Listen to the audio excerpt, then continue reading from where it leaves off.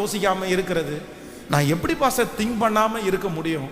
இது இவ்வளோ பெரிய பிரச்சனையாக இருக்குது, என் பிள்ளை இப்படி போயிட்டு இருக்குது, அவனுடைய எதிர்காலத்தை குறித்து ஒரு பெரிய கேள்விக்குறியாக இருக்குது, என் லைஃப்பை குறித்து ஒரு பெரிய கேள்விக்குறியாக இருக்குது, நான் என்ன பண்ணுவேன்? என்னால் யோசிக்காமல் இருக்கவே முடியாது.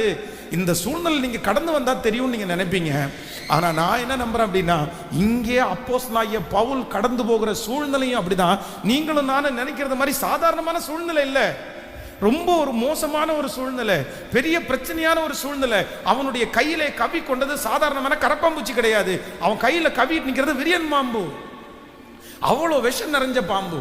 ஆனா ஆண்டவரோடு இருக்கிற ஒரு மிகப்பெரிய தைரியத்துல அவன் என்ன பண்றான் அப்படின்னு சொன்னா, அந்த சோதனையை குறிச்சோ விரியன் பாம்பை குறிச்சோ எதை குறிச்சும் என்ன பண்ணல அப்படின்னு சொன்னா யோசிக்கவே இல்லை.